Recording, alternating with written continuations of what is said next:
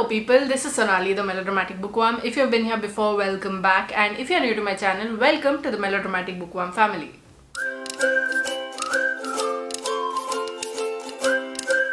First of all, a huge happy International Women's Day to all the women out there. Womanhood and feminism, both of them are multi-layered and multicolored. Let's not bring them into one corner and let's not just say that you can't be this and you can't be this. Let's accept all women into our folds. Let's not be exclusionary is what I'm trying to say.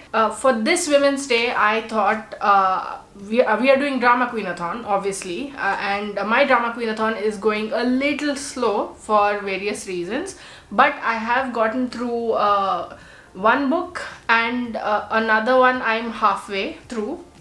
The first book that I ended up finishing was this one, Feminists Don't Wear Pink and Other Lies by Scarlett Curtis.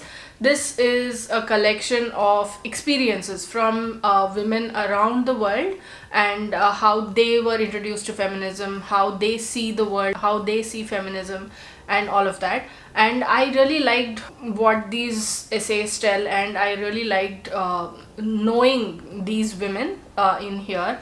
There's also a bit of the history of feminism towards the back of the book. Although I had read about it before, it was still good to read in a concise manner what feminism, how feminism started and all the waves, even though you can't really say that these waves of feminism are from this and this year and such, as the author says in here. This was a good one, although I would like to say that this is a book that was published in 2018, and there are a few people in here, a few women in here who have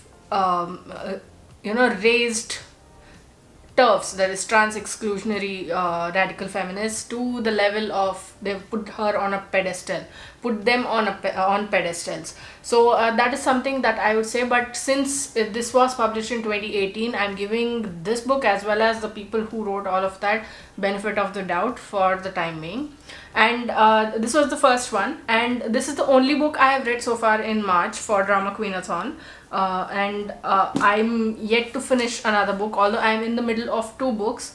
One is Daughters of Madurai by Rajashree Warrior, I think it is, and she talks about how girl children were treated in Madurai in, I think, the early 90s, and I'm just about 28% in, and I'm really liking the narrative style, the writing style, and the present, that is, it was set in 2019, I think. It's set in Sydney, exactly in the area that we live in. It's the story of a woman who is in Australia with her husband and kids. I mean, the present is told by the daughter of that woman, and in the past, in the third person perspective, we see that woman's life in the early 90s in Madurai, and how girl children and women are treated as a whole. And it's really compelling so far. I think I've said that before, but it's really compelling so far. And the second book that I'm in the middle of at the moment is Bad Feminist by Roxane Gay. There's this thing about Roxane Gay's writing. If there's like 5 or 6 written pieces in a line, you can immediately pick out what has been written by Roxane Gay. She has that unique writing style, she has that unique voice in which she talks about the things that are dear to her, the things that matter to her. And in the 150 pages that I've read so far, there have been so many opinions, and there have been so many ways in which Roxane Gay has put forward that, see, in order to be, there's no one way to be a feminist. You can be it in different ways. Just don't exclude people or just don't judge people. All of our journeys are differently paced, so it might take some time for people to evolve. So let's all come together and raise each other up. This is the basis for these essays, but she also delves into a lot of pop culture, and she delves into a lot of books and TV shows and movies, and dissects them apart, and tells her opinion about why she thinks that this and this were not right, they were not handled correctly in that. Roxane Gay, she talks throughout this book, she talks about her experiences as well as what it means to be a feminist and what it means to be a woman in this world. And it's some of the things she tells, she told me through whatever I have read so far, it has been chilling, but it's also very absorbing while being something that I need to take my time with. Like, I'm not able to read as fast as I would love to. I don't know why. I don't know how that works. It's a sort of a paradox, both of these. So yeah, this is the second book that I'm currently reading. I don't know when I will finish this, but I'm taking it easy. There are a bunch of other books that I'm still yet to read, but so far these are the books that I have made any progress on. If you've seen my DramaQueenAthon TBR, you'll know that these two were on it. Okay. Daughters of Madurai wasn't. So now that I've told you about what I'm currently reading, why am I here? What am I doing? Like, what is this video for? My first point is that for International Women's Day, there are people who would say that women should not be celebrated just on one day. They should be celebrated throughout the year. We should be celebrated throughout the year. And I agree. I agree with them 100%. But that does not mean that we cannot get a day for ourselves. We will celebrate each other. We will celebrate women throughout the year. That's how it should be. But let us have this for ourselves. I mean, if we get one day, even in that, a lot of men will come and like, you have International Women's Day. When is International Men's Day? If you did a little bit of research, you would know when it was and you would make some noise when it came. We get one day throughout the year. I'm talking from a place of privilege. That much I'm 150% sure. I'm talking from a place of privilege when I say that I am able to celebrate International Women's Day and all of that. And I see that privilege, I acknowledge it. And still, those who do not get the concept of this, why are you so against someone having something that does not affect you, that does not harm you? If this one particular day is helping someone, what is it to you? If it's harming someone, speak up. Yes, I'll understand. But it's not harming anyone. What's your problem? Let us women enjoy ourselves. Let us enjoy what we get. We are fighting. On one hand, we are fighting for so much. We are fighting for equality. We are fighting for the world to see our talents and not just our faces and our bodies. And on the other hand, we get to celebrate ourselves. So leave us be. Or an even better idea, come on, we will celebrate together. Best. Amazing idea. But just don't be a prick. Okay, so that rant went on for way too long, it feels like. But my point is, we are sick and tired of seeing people being a-holes.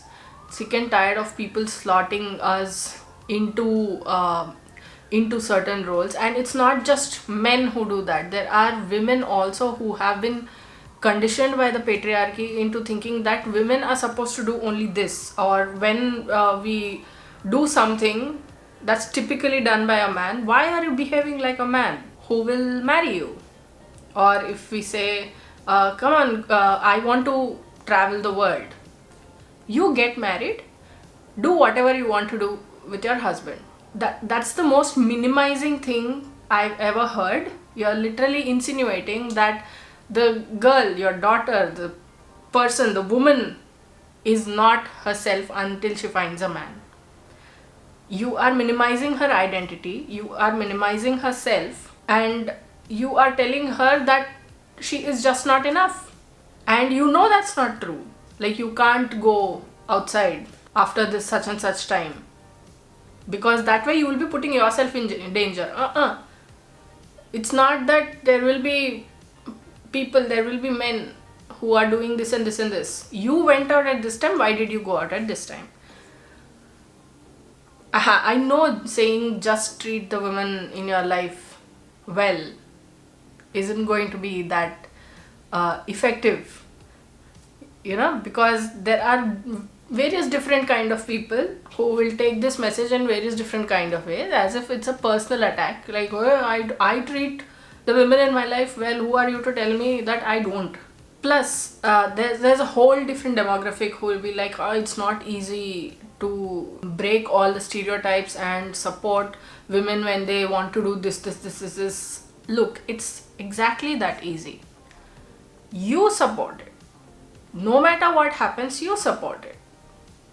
You call out the sexism, you call out the misogyny, you talk about it, you say that it's wrong, you recognize that it's wrong, and then you say that it's wrong, and then watch as things change. But no, if you're still living in that thing where you say that it's not easy, so I'm not going to do it, go live in your patriarchal bubble. And most importantly, what I want to talk about is women bringing down women. It is patriarchal conditioning. Patriarchy is the thing that has pitted women against women for its own enjoyment.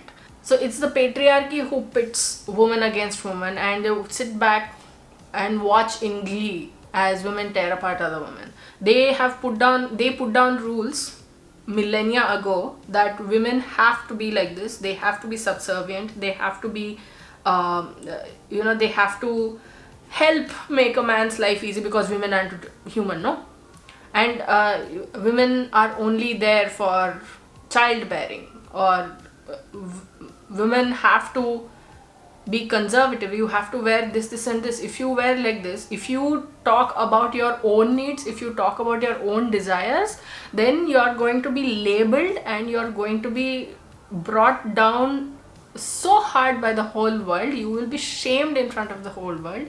That is what our history has done. That is what the patriarchy has done, and it's enjoying the outcome of that till now. Even now, don't tell me patriarchy is gone. Patriarchy is still alive and kicking. You see that everywhere. Once again, to reiterate the fact, I am lucky and I speak from a place of privilege, but that does not mean I cannot get angry at the sexism, the misogyny that's going on outside the walls of my home. I can talk about it, so I will talk about it. I have a platform, so I will spread awareness about it. It's that simple. If you are ignorant and you accept it, that is the first step towards educating yourself and to doing better. If you don't know anything, accept that you don't know and take the next step. Learn more about it. So what I'm trying to say is, just don't look at other women as competition. We can be so much better together than we are apart. The patriarchy says that that woman is fighting for your place, so now you have to go and fight. Okay, fine, in a competitive world, as people fighting for the same place, etc, etc, etc, it's fine. I mean, you don't have to be bitter about it. You don't have to go about it. And fighting over a man? Absolutely not. Even in books, if two women are fighting over a man,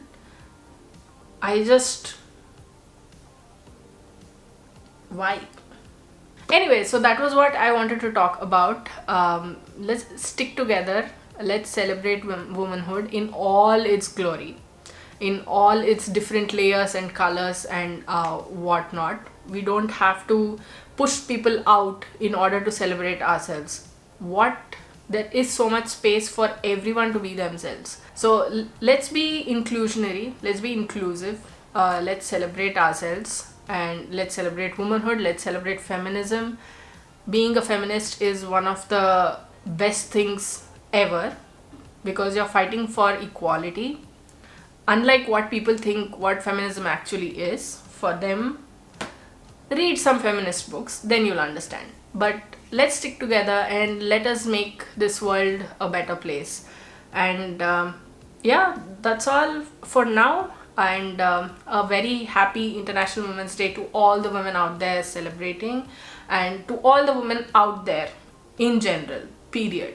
So what did you think of this video? Did you like it? Did you not like it? What books are you reading for DramaQueenAthon? Are you reading any feminist literature this month? Or what is your favorite feminist book of all time? Let me know in the comments below. I'd love to hear from you.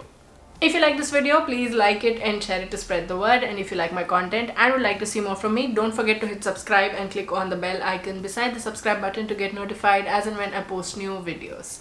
Thanks for watching. I'll see you in the next video. Until next time, keep reading, keep watching, and add melodrama to your life.